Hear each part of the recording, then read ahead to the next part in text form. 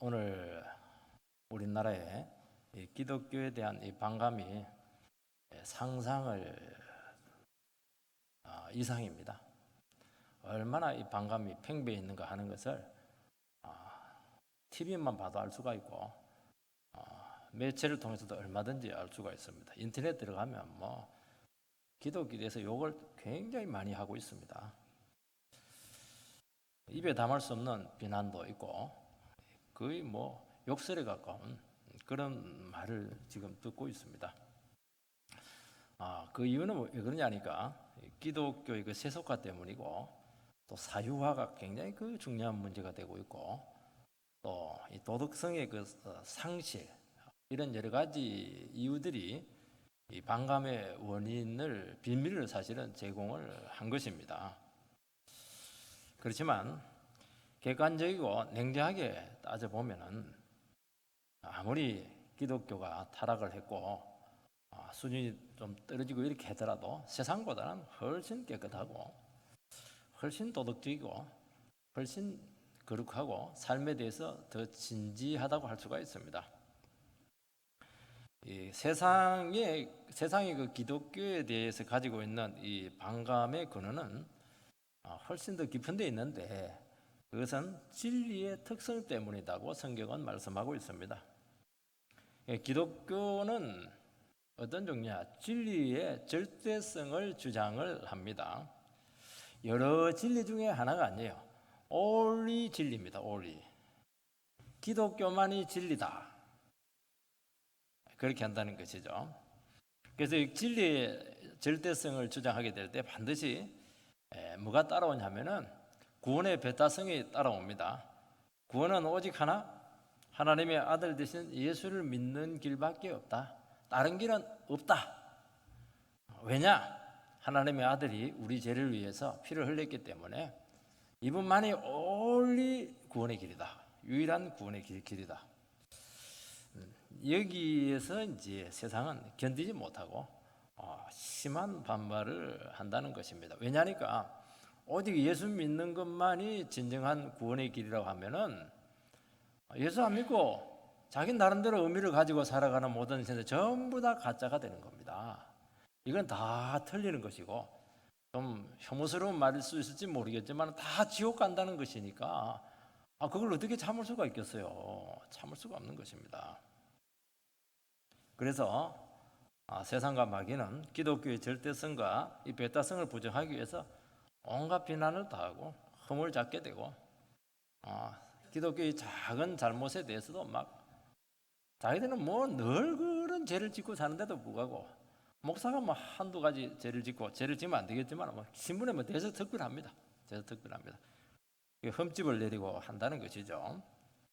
그래서 교회에 대한 이 과도한 비판은 결국은 진리의 절대성을 부정하기 위한 한 원인이 훨씬 더 깊은 원인이다 하는 것을 우리는 기억을 해야 된다는 것입니다. 오늘 본문 말씀에서도 보면은 예수님하고 유대인들 사이에 아주 격렬한 지금 논쟁이 벌어지고 있습니다. 유대인들은 전 세계에서 유일하게 하나님을 아는 백성들이었고 하나님을 제일 잘 믿는다고 자타가 공인을 하고 있었습니다. 근데 문제는 뭐냐니까 하나님의 아들 되신 예수님께서 그들에게 찾아오신 것입니다. 찾아왔으니 하나님의 아들 되신 예수님을 찾아왔으니까 잘 지내면 되잖아요. 자기도 잘 지내려고 했죠. 잘 지내려고 하는데 안 지내지는 겁니다. 이게 자꾸 갈등이 생기고 충돌이 온다는 것이죠. 예수님이 보니까 안식일을 잘 지키지 않는 것입니다. 그리고 그들이 대대로 정말 중요하게 여겼던 전통들, 장로들의 전통들 이걸 그냥 대수롭지 않게 생각하고 그걸 전부 다 깨뜨려 버리는 겁니다. 그리고 재형설을 선포를 하고 감히 당신이 누군데 성전에 가가지고 소란을 피우시고 하나님이 계신 성전을 이렇게 채찍으로 소란을 피우고 성전 모독되지 않습니까? 그리고 유대교를 계속 파괴하고 있는 겁니다. 자기들로 봤을 때는. 그리고 나는 하나님의 아들이고 스스로 오지 않았다. 하나님께서 나를 보내신 하나님의 아들이시기 때문에 너희들은 나를 믿어야 하나님께로 갈 수가 있다. 구원받는다. 이제 여기까지 가니까 이 지점에서 이 결정적인 반발이 일어나게 되었다는 것을 알 수가 있습니다. 이 말은 무엇을 이야기하느냐 하니까 너희들이 지금까지 믿어왔던 그 신앙은 다 가짜라는 겁니다. 틀렸다는 겁니다. 그래서 다시 내가 하나님 아들 내가 왔으니까 나와 함께 완전히 신앙을 180도로 뜯어 고치지 않으면 가망이 없다는 것을 이야기하는 것입니다. 이 곤란한 문제예요. 예수님이 옳다고 그러면 자기들이 틀리는 것이고 자기들이 옳다고 그러면 예수님이 틀려야 되는 것이기 때문에 이거는 뭐 타협이 될 수가 없는 겁니다. 처음에는 타협을 하려고 했는데 이 지점에서는 내가 하나님의 아들이고 나를 믿어야만이 구원을 받는다. 이 부분에 딱 하게 됐을 때는 이들은 이제 견디지 못하고 그냥 계급품을 흘리면서 마귀 들었다고 귀신 들렸다고 사마리아 사람이라고 호로 자식이라고 막 쌍욕을 그냥 하면서 예수님을 비난을 했던 것입니다. 처음에는 예수님하고 잘 지내려고 했죠. 또 예수님 보니까 능력이 많아요. 그러나 어느 순간 이분과 함께 할 수 없다, 한계가 있다는 것을 알게 되었을 때 강하게 반발하는 것을 알 수가 있습니다. 우리도 아마 이 세상 가운데 아마 세상과 잘 이렇게 화합하기 위해서 서로 공존하기 위해서 아마 노력을 하신 분들이 많이 계실 것입니다. 그래서 싫지만은 술자리에 따라가 가지고 안주라도 먹어주기도 하고 대화도 들어주기도 하고 이렇게 할 겁니다. 뭐 그거 노력하는 것은 좋은 겁니다. 그렇지만은 아마 결정적인 부분에 있어서는 함께 할 수 없다는 것을 알게 될 것이고 이 굉장한 충돌로 나타나게 될 것인데 이 부분에 대해서 우리는 믿음으로 잘 준비가 돼야 된다는 것입니다. 이 마지막을 타협을 해버리면 구원 없어요. 이거는 뭐 마귀 소리를 듣든지 핍박을 듣든지 어떤 일이 있더라도 내가 이 신앙 하나만은 분명하게 해야 된다 하는 것을 여러분들이 이 시간 잘 간직을 하시기 바랍니다. 믿음의 길이라고 하는 것은 둘 중에 하나입니다. 예수 믿고 그냥 모든 거 다 버리고 예수 믿고 가느냐, 아니면 적당하게 타협하면서 아예 안 믿는 사람들은 자기 알아요. 안 믿는 사람들은 그냥 아예 나는 지옥 간다는 걸 알고 있습니다. 근데 예수를 믿으면서도 적당하게 믿으신 분들이 있어요. 이런 분들께서는 오늘 이 말씀을 들으시고 내가 지금 어떤 신앙이 정말 하나님 중심의 신앙인지 내 중심의 신앙인가 하는 이 부분에 대해서 분명한 기준을 가지시기를 주의 이름으로 축원드립니다. 첫 번째는 예수님을 왜 거부했는가 하는 그 문제죠. 48절 말씀을 읽어보면은 유대인들이 대답하여 이르되 우리가 너를 사마리아 사람이라 또는 귀신이 들렸다 하는 말이 옳지 아니하냐. 유대인들이 지금 견디지 못했어요. 너 사마리아 사람이다, 너 귀신 들렸다. 사실은 똑같은 말인데 뉘앙스는 조금 차이가 있습니다. 그러니까 유대인들은 너무 예수님의 말씀이 심했기 때문에 그들이 반감을 드러낼 수 있는 가장 경멸적인 언어를 쓰고 있습니다. 그 경멸적인 언어가 뭐냐니까 사마리아 사람이라는 것입니다. 우리나라 사람 같으면 호로자식 그런 비슷하다고 볼 수가 있어요. 왜냐하니까 유대인들은 혈통을 굉장히 중요하게 여겼는데 사마리아 사람들은 유대인하고 이방인들하고 혼혈이 되어버렸어요. 이거. 그리고 신앙도 완전히 그들의 입장에서 사입입니다. 얼마나 사마리아 사람들을 싫어했던지 이스라엘 사람들은 갈릴리에서 남유다 예루살렘에 올 때 바로 오면은 사마리아 통과하면은 바로 그 지코스로 올 수 있는데도 불구하고 일부러 요단강을 건너가지고 오른쪽으로 데가볼리 지역으로 해서 여리고로 해서 이렇게 먼 길을 걸어왔던 것은 사마리아 사람들하고는 상종을 안 한다는 거예요. 이 짐승 같은 것들하고는 내가 가지 않겠다는 겁니다. 예수님은 나사렛 예수신데도 불구하고 너 사마리아 사람이다 말이지. 그렇게 경물적인 언어로 예수님을 혐오했던 것을 알 수가 있습니다. 그리고 귀신이 들렸다고 하는 것은 미쳤다는 겁니다. 예수님을 어떤 이단의 교주 정도로 지금을 취급을 하고 있다는 것입니다. 그러니까 정통 유대교 신앙에 봤을 때 예수님은 한창 벗어나게 되었다. 이제 그렇게 하면서 예수님에 대한 반감을 드러내고 있다는 것을 알 수가 있습니다. 왜 이렇게 심하게 예수님에 대해서 반감을 드러내는가 하는 것이 우리에게 중요하다는 것이죠. 원래 요한복음 8장 이 말씀은 유대인과의 논쟁에서 시작이 된 것입니다. 현장에서 가늠하다가 붙잡혀온 여자 사건에 대해서 돌로 쳐야 되느냐, 치지 말아야 되느냐, 이걸 가지고 시험을 하게 되었을 때 죄 없는 자들이 돌로 쳐라. 전부 다 죄의식을 느끼고 도망을 치게 되었죠. 그때 예수님께서는 이 가늠한 현장에 잡힌 여자를 나도 너를 정죄하지 아니하노니 다시는 죄를 짓지 마라. 그리고 죄 용서를 선포를 해주었다는 것을 우리는 알게 되었습니다. 사람들에게 너 충분히 정죄됐으니까 나는 더 이상 너를 정죄하지 않겠다. 다시는 죄를 짓지 말고 하나님의 딸로서 잘 살아가라. 그렇게 했던 것이, 이것은 하나님만이 할 수 있는 하나님의 행위였다는 것을 알 수가 있어요. 예수님은 영혼을 망하게 하고 죽이게 하시는 분이 아니라는 것입니다. 그리고 예수님께서는 그 다음에 또 논쟁이 일어나요. 그때 나는 세상의 빛이다, 그렇게 스스로 선포했습니다. 나는 무엇이다, 이것은 신만이 할 수 있는 것입니다. 모든 인생들은 죄와 어둠 속에서 답 없는 인생을 살아가는데 예수님만이 참된 인생의 길을 주실 수 있는 분이라고 그들에게 말씀을 했던 것입니다. 예수님께서는 죄인을 구원하러 왔다고 그들에게 선포했습니다. 하나님만이 죄인을 구원하도록 보낸 아들이라는 것을 선포하고 있는 것입니다. 그래서 하나님의 아들 되신 예수님께서 인간의 몸을 입고 오셨다는 것이고, 인간의 몸을 입고 오셨다는 것 자체가 얼마나 어렵냐. 천의의 몸을 통해서 왔네. 그 크신 하나님의 아들이 인간이라고 하는 제한되는 그 공간을 통해서 육신을 입고 오셨다. 이것은 하나님의 사랑의 극치다는 거예요. 너희들이 나를 알게 되면 어떻게 나를 사랑하지 않을 수가 있겠는가 하는 것입니다.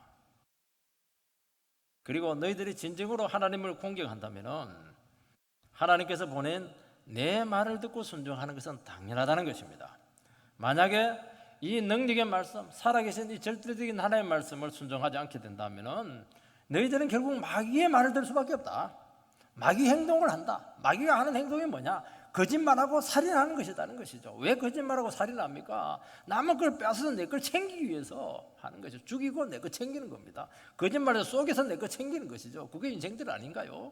마귀가 욕심을 막 충동질해서 이 세상 살아가게 하는 방식이 그렇다는 겁니다. 너희들 하는 짓 보니까 마귀 짓하고 똑같다는 거예요. 어떻게 하나님의 아들을 이렇게 경멸하고 죽이고 그렇게 해서 너 인생 그렇게 거짓된 인생을 끝까지 고수하려고 하느냐, 그렇게 도전을 했던 것이죠. 결정적인 말을 예수님께서 하게 되는데, 결정적인 말은 무슨 말이냐니까, 너희들이 내 말을 안 듣는 것을 보니까 너희들은 하나님께 속한 자가 아니다. 이것은 사형선고와 같은 언도였던 것입니다. 너희들은 불신자라는 거예요. 너희들은 하나님의 백성이 아니고 거듭난 사람이 아니다. 너희들은 지옥 갈 사람들이다. 이렇게 하니까 유대인들이 듣다가 견디지 못해가지고 격렬하게 반발하고 있습니다. 미친 사람, 사이비 교주입니다, 이렇게 하면서 막 그냥 공격을 하고 있는 것이죠. 만약 제가 여러분들 앞에서 저는 하나님께서 보낸 하나님의 사람입니다. 그리고 하나님께서 저를 이렇게 세웠습니다. 내가 하는 말이나 내가 하는 설교를 듣지 않으면 여러분들은 하나님의 백성이 아니고 지옥 갑니다. 그렇게 한다면 아마 여러분들이 어떻게 반응을 하시겠습니까? 별 이상한 사람 다 있네, 미친 사람 보겠네, 아마 굉장히 콧방귀를 끼고 그렇게 할 가능성이 많습니다. 예수님은 거짓말을 하지 못하세요. 그래서 어떻게 했냐니까, 그들의 상태를 있는 그대로 가감없이 진리로 도전을 했던 것입니다. 이것을 제가 생각할 때는 그 영혼의 충격요법이라고 생각이 됩니다. 우리는 이 정도까지 잘 못해요. 너희들 지옥 가는 사람들이다, 그 얘기는 못해요. 믿어야 좋을 텐데, 믿어야 천국 갈 텐데, 안 믿으면 재미가 없어, 그렇게 얘기할지 모르겠지만 너희들은 아예 지옥 가는 사람들이야. 너희들은 마귀 자식이야. 어떻게 그런 얘기를 할 수가 있겠습니까? 그래서 한 번씩 그 예수님의 말씀을 들으면 막 섬찟섬찟해요. 우리는 그냥 글자를 통해서 들어서 그 감동이, 그 충격이 잘 안 와서 그런데요, 아예 그 종교 지도자들, 정말 누구보다도 하나님을 잘 믿는 그 사람들 앞에서 너 마귀 자식이다 말이지. 그것도 좋게 표현한 겁니다. 너 마귀 새끼들이 한 겁니다. 얼마나 충격이 되었겠습니까? 얼마나. 예수님은 진리에 대해서만은 타협하지 않았습니다. 타협하지 않았을 뿐만 아니라 이 진리를 증거하다 보니까 진리의 특징이 뭐냐?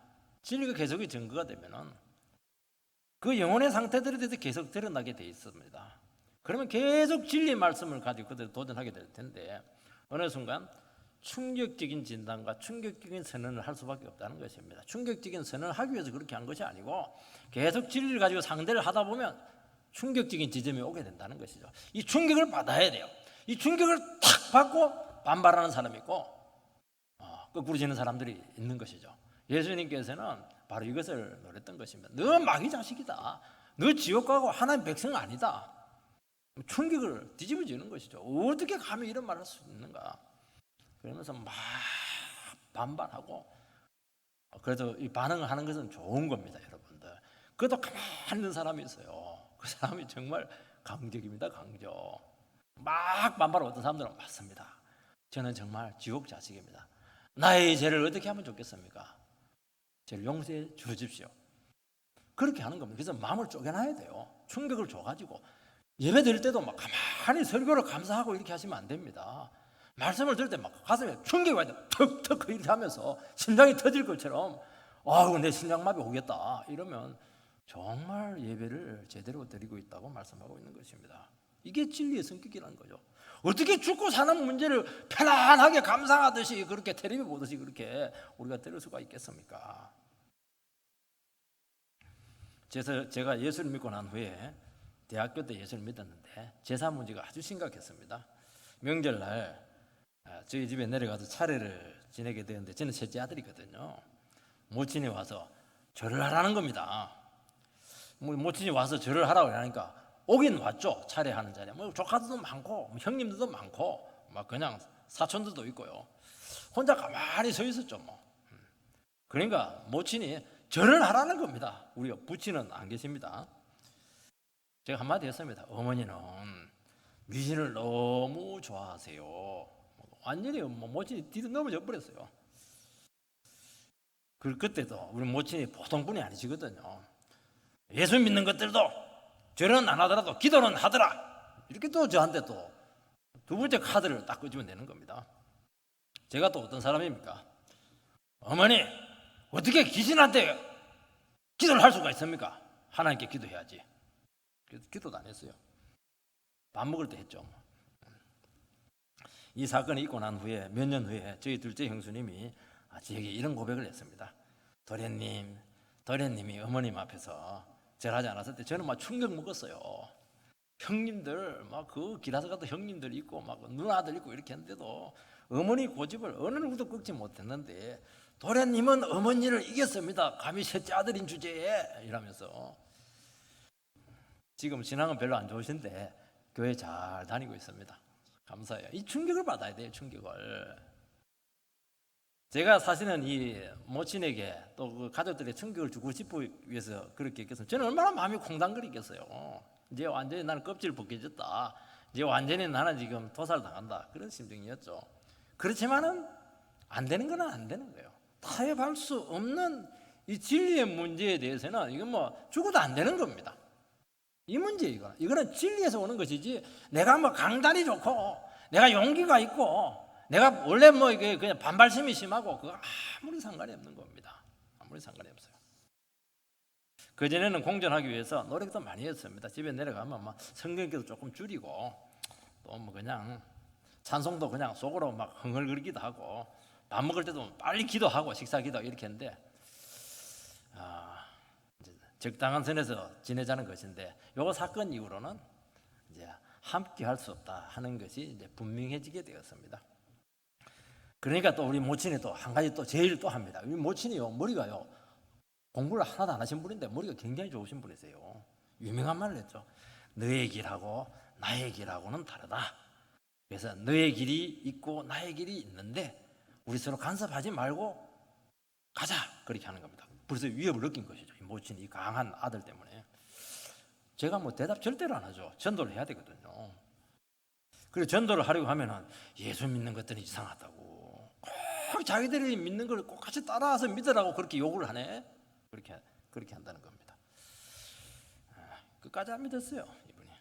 그때부터 그렇지만은 모친과의 관계에 있어서 주도권이 모친에게서 제게로 넘어왔습니다.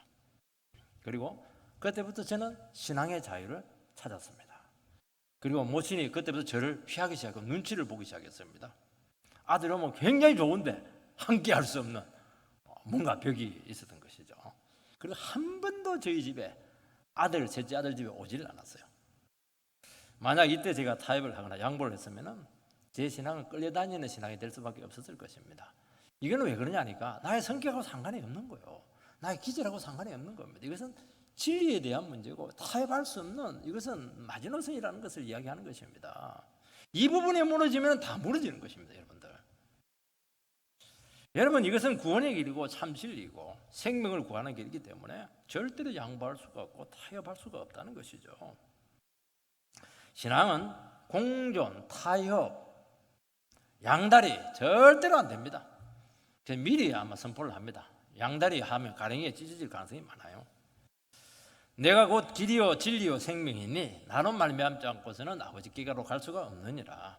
신앙은 길입니다. 길. 신앙은 진리예요. 신앙은 죽고 사는 문제를 결정하는 생명의 문제입니다. 어떻게 이런 중요한 문제를 두고 양보를 하고 공존을 하고 타협을 할 수가 있겠습니까? 길이라고 하는 것은 인생을 살아가는 사람들의 원리고 도리죠. 사람들이 그냥 되는 대로 사는 것 같지만은 한 번뿐인 인생인데 되는 대로 살아가는 사람 누가 있습니까? 자기 인생 귀하지 않은 사람 어디 있어요? 나는 이것이 최고의 가치를 가지고 있다. 나는 이것을 위해서 산다. 전부 다 나름대로 개똥 철학인데 뭐든지 간에 나름대로 다 철학이 있는 것입니다. 그러나 복음은 여러 인생길 중에 하나가 아니고 오직 유일한 길이다. Only way. 죄 없으신 하나님의 아들만이 우리 죄를 대신 지시고 우리의 죄를 해결을 하신 것입니다. 나를 위해서 죽으신 예수님을 하나님의 아들로 고백하게 되면은 이제는 죄인에서 의인으로 우리가 칭함을 받게 된다는 것입니다. 의인으로 칭함을 받게 된다고 하는 것은 무엇을 이야기하느냐? 이제 하나님께로 나아갈 수 있는 자격을 얻었다는 거예요. 어떻게 해요? 예수의 피가 나의 죄를 해결했기 때문에, 예수의 피가 나를 깨끗하게 했기 때문에 나는 의인이 되었기 때문에 법적으로 이제부터 합법적으로 하나님의 아들께 나아가서 축복을 얻을 수 있는 자격을 얻게 되었다는 것을 이야기하는 것입니다. 여기서 바른 인생이 나오는 것입니다. 여기서 하나님이 인정받는 삶이 나오는 것입니다.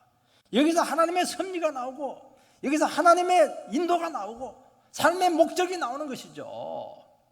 죄인들이 아무리 노력해도 안 돼요. 자격 자체가 주어지지 않는 겁니다.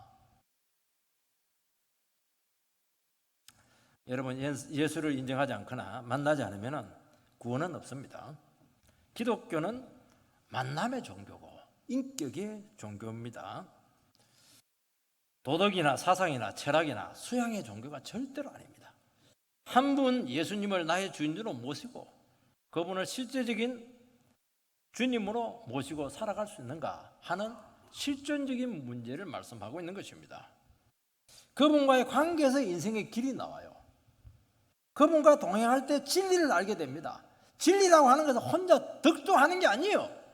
성경책 백날 읽어도 안 돼요. 예수님을 아무리 읽어도 안 돼요. 서양에는요, 유명한 학자들이 전부 다 성경에 달동합니다. 불신자들이 그 사람들. 그가 성경 갖고 막 난도질을 해놨어요. 이성으로 한 것입니다. 그거는 진리는 그렇게 나오는 게 아니에요. 주님과 함께 진리를 연구할 때 거기서 진리가 나오는 것입니다. 이분을 통해야만이 생명을 얻을 수가 있습니다.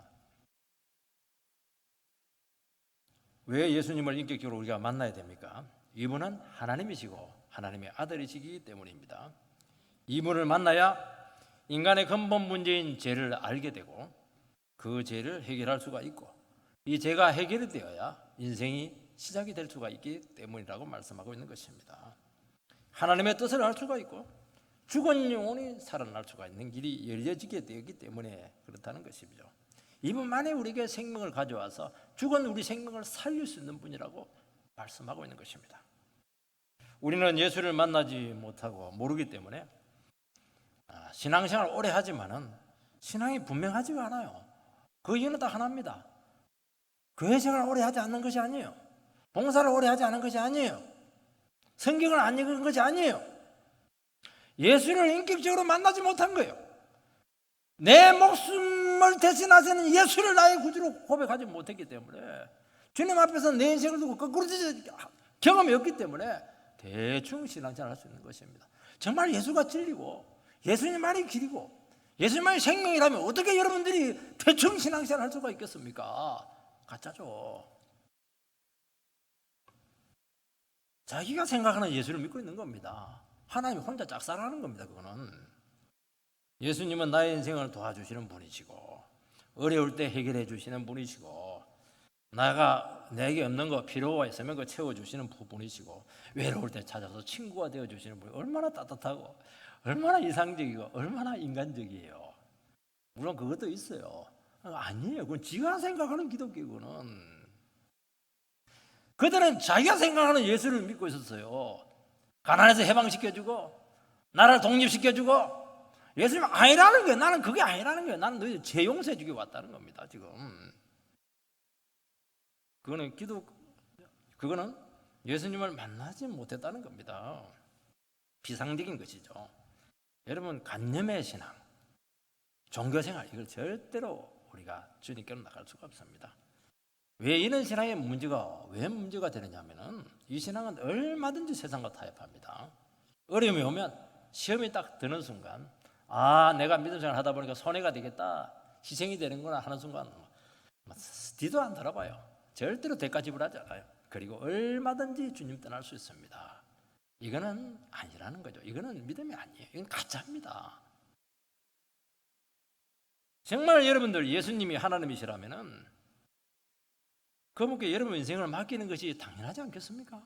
그게 신앙이라는 겁니다. 나는 이제 청춘인데요, 20대인데요. 20대는 얼마나 좋아요. 제 큰지고 70대에 만나고 싶은데요. 그럴 수가 없죠. 빨리 만날수록 좋지 않겠어요? 어려우면 자기를 내려놓고 더 인생을 맡기지 않겠습니까? 힘들고 어려울 때 더 주님의 뜻을 찾고 우리는 순종하게 될 것입니다. 그때 은혜의 깊이를 알게 되고 정말 하나님께서 주시는 평안이 무엇인가 하는 것을 알게 되고 하늘의 능력이 나에게 임하는 것을 알게 되고 성령님께서 나를 어떻게 놀랍게 이끌시는가 하는 것을 알게 될 것이고 이 모든 것들은 주님과의 바른 관계에서 온다는 것을 말씀하고 있는 것입니다. 사람들은 신앙생활을 하면서도 대충 신앙생활하고 주일 한 번 그냥 교회 갔다 오고 그거 참 귀한 것이지만은요 진짜 목숨 걸고 하지 않아요. 그렇게 하는 선뜻 주님께 못 나가는 이유는 주님을 만났을 때 오게 되는 이 변화가 너무나 두렵기 때문입니다. 우리는 이 세상 살아갈 때 안전한 길을 원해요. 예측 가능한 길을 원합니다. 넓은 길, 누구든지 가도 결과가 나타나는 검증된 세상 길을 원하고 있는 것이죠. 그 전부 넓은 길인데 좁은 길 싫어해요. 믿음 생활도 천국도 가고 이 세상도 편한 길 찾아가고 양길을 다 가지고 싶은 겁니다. 아니에요. 한 길을 선택해야 됩니다. 넓은 길이냐 좁은 길이냐 둘 중에 하나를 선택하라는 것입니다. 어떤 사람들이 좁은 길 들어가면 처음에 좁은 문 들어가가지고 넓은 길 아닙니까? 아니에요. 기독교는 좁은 문 들어가서 계속 좁은 길을 쫙 가는 겁니다. 믿음은 주님과 함께 하는 것이고 주님이 이끄시는 대로 따라가는 것입니다. 불안하고 모험적이지 않겠습니까? 아무도 안 가본 길을 가야 되는 것입니다. 얼마나 불안하고 손해가 되겠습니까? 그리고 내가 가지고 있던 모든 인생 철학들, 가치들, 이 모든 것들을 내려놔야 될 줄 믿습니다. 그러나 이것만이 길이요, 이것만이 진리요, 이것만이 생명을 줄 줄 믿습니다. 이것만이 하나님께 인정받을 것입니다. 사람들이 왜 인정받으려고 그렇게 합니까? 하나님께 인정받으면 다 끝나는 문제지 않겠습니까? 그걸 이야기하고 있는 것입니다. 그것이 구원이라는 것이죠. 두 번째는 공존할 수 없는 두 종류의 신앙이 있다는 것을 기억을 하시기 바랍니다. 49절 말씀을 보면 예수께서 대답하시되 나는 귀신 들린 것이 아니라 오직 내 아버지를 공경하비거늘 너희가 나를 무시하는도다. 주님께서는 그들이 막 반발을 하니까 그걸 다 부정을 합니다. 나 귀신을 안 들렸다. 나는 아버지를 공경한다. 하나님을 사랑하고 높인다. 대놓고 이제 얘기해요. 이제는 예수님께서는 하나님께서 내를 보냈다. 그래서 하나님께 보냈기 때문에 나는 내 일을 하는 것이 아니고 아버지의 일을 하기 위해서 왔다. 아버지의 뜻을 이루기 왔다. 아버지의 뜻을 이루는 건 뭡니까? 죄인들을 구원하는 것이죠. 이 귀한 가치를 너희들을 알면 될 텐데 왜 이 귀한 가치를 모르고 나를 무시하느냐? 이해할 수 없다는 거예요. 너희들을 도와주기 위해서, 너희들이 진정한 구원의 길을 주기 위해서 왔는데 그 구원 주기 위해서 내가 얼마나 많은 대가를 지불했냐는 거예요. 얼마나 사랑을 너희들에게 보여주고 고통을 겪으면서 거룩하신 하나님이 육신을 입고 여기까지 왔는데 어떻게 너희들이 나를 이렇게 무시할 수가 있는가? 그렇게 지금 반문하고 있는 것입니다. 50절 말씀을 읽어보면 나는 내 영광을 구하지 아니하나 구하고 판단하시는 이가 계시니라. 주님께서는 자기 영광을 구하지 않았습니다.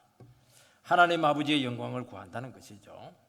그리고 이 부분에 대해서는 나는 깨끗하다. 하나님께서 내 중심을 아시고 나를 판단하고 있다는 거예요. 나는 하나님 판단 앞에서 내 영광 구한 거 없고 전부 다 아버지의 영광만 구했다고 확실하게 그들에게 선포하고 있는 것입니다. 주님께서는 이 땅에 오셔서 자기 영역 없었어요. 자기 계획 없었어요. 자기 영광 없습니다. 자기 일 하지 않았어요. 어떤 분들은 교회를 하면서 자기 일을 해요. 그러면 안 돼요. 주의 일을 해야죠. 아버지를 높이고 그분께만 영광이 되게 했다는 것입니다. 여러분, 웨스트민스터 신앙 고백 제1주가 무엇입니까? 신앙의 제일 되는 목적이 무엇이뇨? 딱 나와요.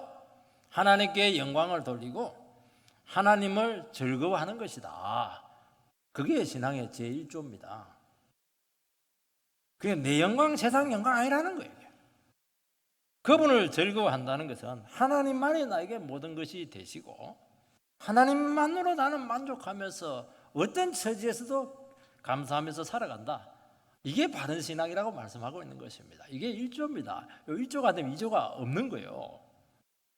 여러분, 신앙은 딱 두 종류가 있습니다. 나를 위한 신앙이 있고 하나님을 위한 신앙이 있다는 것이죠. 그 둘은 똑같아요. 비슷하고 똑같아요. 아예. 똑같이 예배드리고 똑같이 봉사하고 똑같이 헌신하고 똑같이 성경 읽고 똑같이 기도하고 똑같아요. 그런데 속으로 딱 들어가면은 완전히 다릅니다. 동기가 다르고 목적이 다릅니다. 나를 위한 신앙은 결국에는 열심히 신앙하는데 자기 영광이야.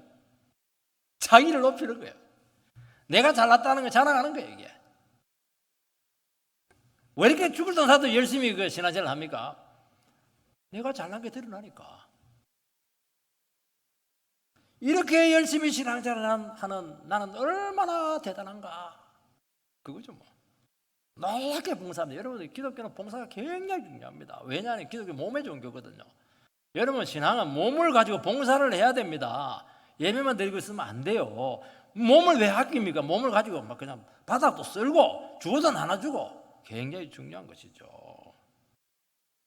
그런데 그 봉사가 어떤 봉사입니까? 세상에서는요 날고 기는 사람이 너무 많아요. 아무리 해도 드러나지도 않아요. 교회에서는 그냥 뭐 조금만 해도 집사님 너무 훌륭하십니다. 정말 칭찬이 굉장하죠. 이렇게 헌신적이고 희생적인 성도를 두신 하나님은 얼마나 기쁠까. 이겁니다. 이 자기를 위한 신앙. 자기 만족이죠. 자기 만족. 저는 설교자지 않습니까? 설교를 해서 큰 은혜를 끼쳤다고 생각을 해보시기 바랍니다. 이 놀라운 설교를 한 이 목사, 이 세상에 없는 이 기가 막힌 말을 어떻게 했을까? 참 내가 봐도 기가 막히네. 이거 나는 머리가 천재인가 봐. 하나님 찬양합니다. 이 위대한 설교를 하게 하신 목사를 두신 하나님 찬양합니다. 그 누구 높이는 겁니까? 그거 하나님 높이는 겁니까? 지를 높이는 겁니까? 결국 자기 높이는 겁니다. 자기 상을 다 받았느니라. 하나님 나라 일은 이 부분에 있어서 가장 애매하고 가장 분별이 어렵습니다. 설교도 요즘 유튜브에 많이 올려놔요. 저도 보니까 한 350개 정도 올려놨던데 올릴 때마다 지금 조회수가 몇 개 올라갔어. 이걸 생각하면서 어느 순간 회개가 됐어요. 내가 지금 조회수 높여가지고 인기 끌라 하나, 지금 유명해지고 싶나, 이런 게 속에 있다는 걸 알게 되었어요. 복음을 순수하게 전하기 위해서 너 그거 하고 있냐? 그 질문을 하는 게 지금. 여러분 주의 일을 하는데 이것이 주님의 일인지 내 일인지 반드시 질문을 하라고 말씀하고 있는 것입니다. 자기도 모르는 사이에 내 일하고 있어요. 주의 이름을 팔아서 내 일 합니다. 내 영광을 취하고 있다는 것이죠. 여러분, 우리는 다른 사람을 사랑하고 돕죠. 얼마나 위대한 행위입니까? 사랑이야말로 최고의 가치지 않습니까? 그런데 이렇게 놀라운 사랑을 실천하는 내가 얼마나 사랑이 많은 사람인가. 그게 이제 자기를 위한 신앙이라는 것이죠. 그러면서 내 사람 만들고 내 영향을 넓히게 되고, 그거는 전부 다 자기를 위한 신앙이고, 그거는 신앙이 아니고 가짜라는 겁니다. 주를 섬기면서 그 과정에서 자기가 다 챙겨요. 손에 하나도 안 봐요. 전부 다 챙겨요. 이것은 하나님의 판단 앞에 자기 자신을 날마다 세우게 될 때 우리가 이 오류에 빠지지 않는다는 것을 말씀하고 있는 것입니다. 주님은 이 땅에 오셨지만 자기 것이라고 주장할 수 있는 거 아무것도, 집도 하나 없고 누울 자리 하나 없었고, 주님은 자기 가르침 없었어요. 전부 다 아버지의 가르침이었습니다. 자기 이론 없었어요. 말씀만을 전한 겁니다. 오늘 사람들은 자꾸 자기 이론을, 성경을 갖고 자기 이론을 전하고 있는 거예요. 성경을 그대로 가르쳐야 되는데 자꾸 자기 이론을 가르치는 거예요. 자기 경험을. 가짜입니다, 그거. 어떻게 예수님께서 자기 주장한 게 있습니까? 자기 목소리 낸 게 어디에 있습니까? 예수님께서는 매 순간 아버지의 뜻을 구했고, 나는 스스로 아무것도 할 수 없다. 나는 스스로 결정한 거 하나도 없다는 거예요. 그리고 언제 해야 됩니까? 늘 때를 물었죠. 아버지께서 일할 때까지 나는 아무것도 안 하겠다는 거예요. 이게 아버지 중심의 신앙이지 않겠습니까? 여러분, 진정한 신앙은 자기 영역이나 자기 원리, 자기 방식이 없어져야 됩니다. 주님께 모든 것을 맡기고 주님께서 이끄시는 대로 따라가는 것입니다. 인생의 결정적인 부분은 항상 하나님께서 결정하시도록 남겨두셔야 됩니다. 어떤 분들은 그래요. 전부 다 자기가 다 해놓고 하나님 보고 제가만 받는 거예요. 그거 아니에요. 제일 중요한 부분을 하나님께 맡겨야 되는 것입니다. 유대인들은 이런 예수님을 무시했죠. 하나님 아들이라고 하면서 용기도 없고 말이지, 강단도 없고 말이지, 뭐 물어봤다면 생각해 보겠다 그러고 기도해 보겠다고 이렇게 하니까, 비전도 없고 말이지. 비전은 뭐예요? 그러니까 나 비전 없어. 그렇게 하는 겁니다. 주의 뜻만 나타내는 게 나의 비전이야. 이렇게 하니까 뭐 속이 할딱 미치는 겁니다. 너희가 나를 무시하는도다. 여러분, 세상은 분명한 인생 목적과 플랜을 가지고 뭔가 열심히 추진하는 사람을 좋아합니다. 저 사람은 뭔가 할 사람이야. 그렇게 하죠. 그리고 뭔가 이 세상에 기여하기를 원하고 있습니다. 우리가 신앙을 가질 때 우리는 갑자기 삶의 목적이 없어져요. 그전에는 전부 다 이렇게 살았어요. 대안의 아들로서 멋지게 살자. 예수를 믿고 나서부터 이제 목적이 없어지게 되었습니다. 그리고 질문을 해요. 내가 왜 살아가는가? 내가 왜 공부하는가? 내가 직장을 하는 목적이 뭘까? 내가 잘 먹고 잘 살기 위해서 하는 것인가? 답을 얻지 못하는 것입니다. 세상을 따라서 열심히 살아도 적응을 할까 말까 하는데 인생의 의미를 가지고 고민하고, 주의 뜻이 무엇입니까? 인생의 목적이 무엇입니까? 고민하니까 막 친구들이 앞서가 앞으로, 나는 기회에서 완전히 밀려버리는 것이죠. 기회를 놓치는 것입니다. 무시도 당하기도 하고, 정말 저 사람이 이상한 사람이야, 시대착오적인 사람이야, 늘 푼수가 없어, 막 그런 소리 막 들을 수밖에 없습니다. 그러나 그 이유는 우리가 예수를 제대로 만났기 때문이고 그분을 알았기 때문에 어쩔 수가 없는 거예요. 이거는 더 이상 내 자신을 위해서 살 수가 없어요. 그 살고 싶은 마음도 없어요. 이제는 의미가 없기 때문이죠. 끊임없이 주님 앞에 나가서 자기 자신의 삶의 동기와 의미를 점검을 하게 된다는 것입니다. 그래서 날마다 자기 발을 씻으셔야 돼요.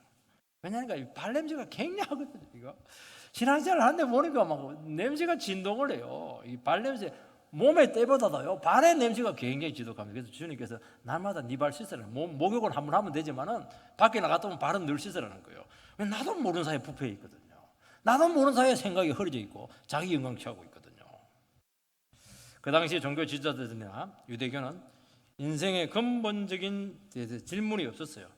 무조건 잘 되면 되는 거예요. 열심히 신앙생활 해서 내 공로를 쌓으면 되는 거예요. 그게 하나님께 인정받는 길이라고 착각을 했던 것이죠. 그래서 유대교나 유대사회는 철저히 외모 중심이었고 결과 중심이었습니다. 그러니까 하나님은 그냥 예배의 대상이죠. 그냥 전부 다 사람의 눈을 의식을 했다는 것입니다. 남보다 더 잘 돼야 되고, 남한테 칭송받는 영적인 사람이 되면 더 좋고, 다른 사람과 비교하면서 잘나면 우쭐거리고 내보다 못난 사람처럼 막 판단하고 말이지, 그렇게 했던 것이죠. 여러분, 이거는 기독교가 아니에요. 여러분, 하나님 앞에서 자기 자신의 모습을 보지 않았다는 것입니다. 여러분, 신앙은 뭐냐? 내가 죄인이고 변해야 된다는 것을 질문해야 된다는 것입니다.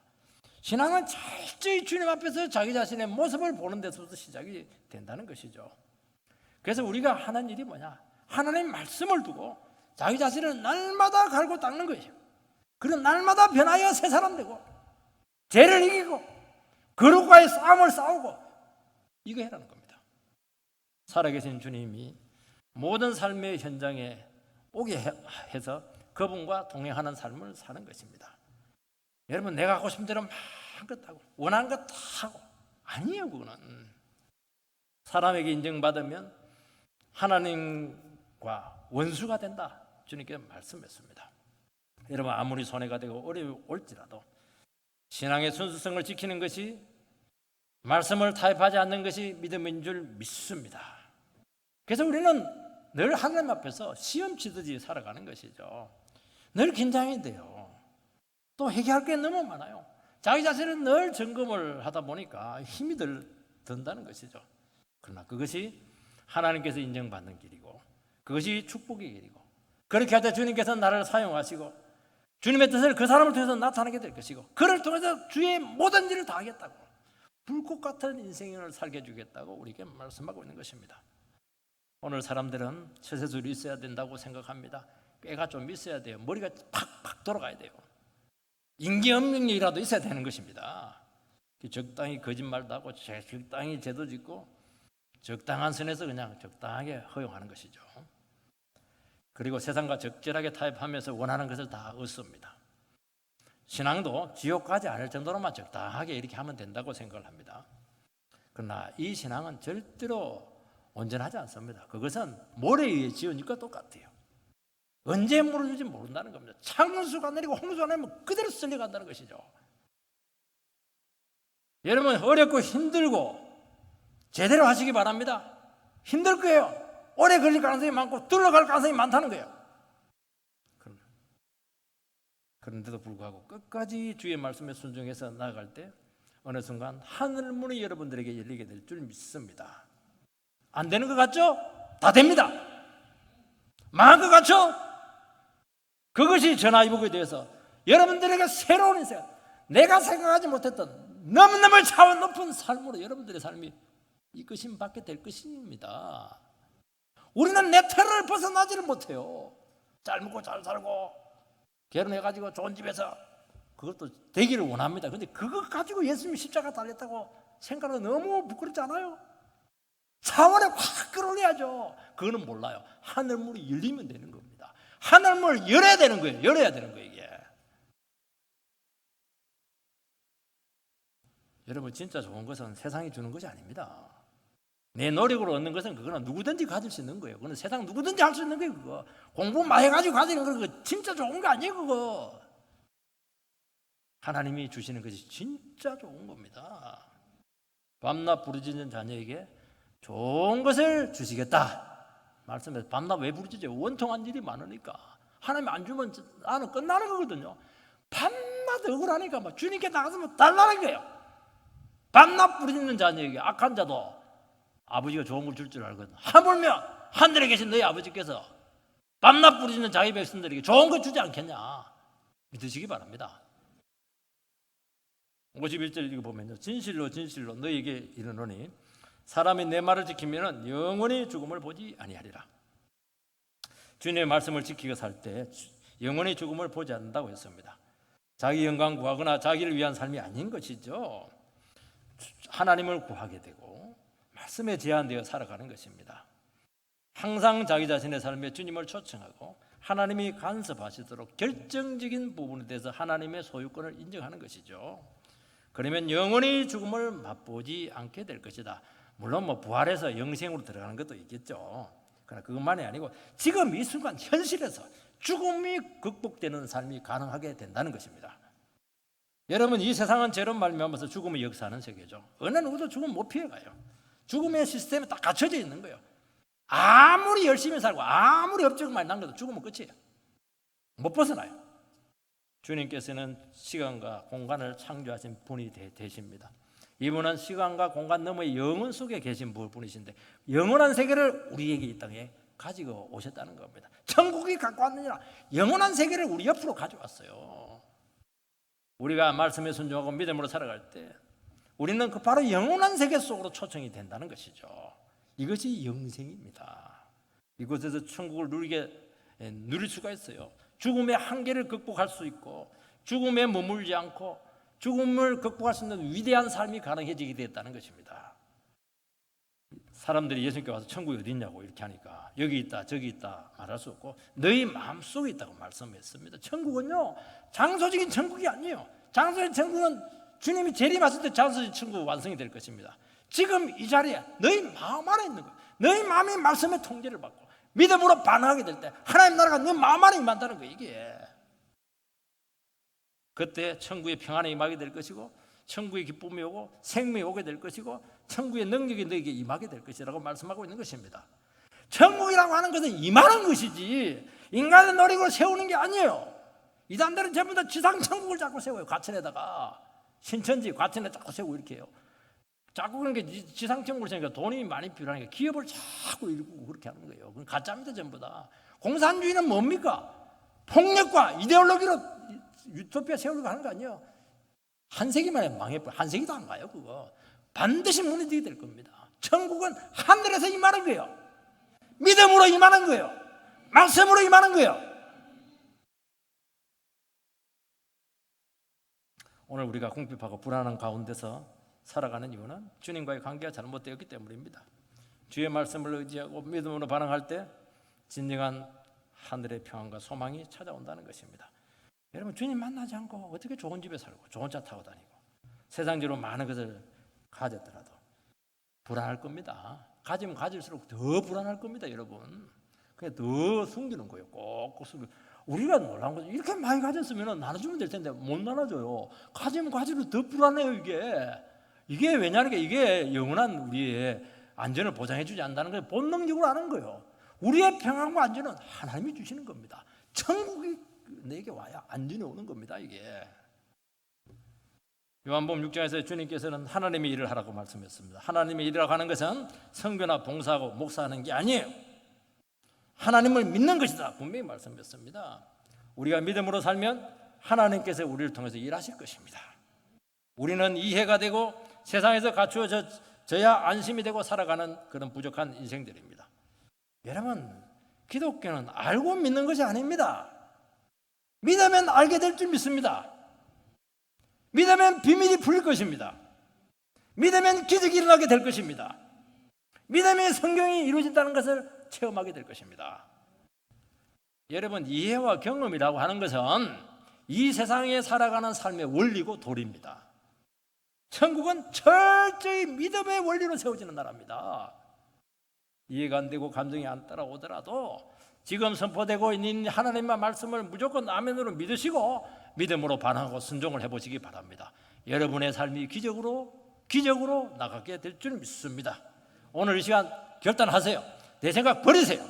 내 경험 다 내려놓으세요. 전부 다 그거 그냥 그때 한때의 경험이에요. 그거는 내 계획 그거 안 될 겁니다. 절대로 안 돼요. 그거. 내 철학 그거 다 내려놓으세요. 그거 다 개똥철학입니다. 하나님의 말씀 붙잡고 믿음으로 반응하시는 그 위대한 삶이 되기를 주의 이름으로 축원드립니다.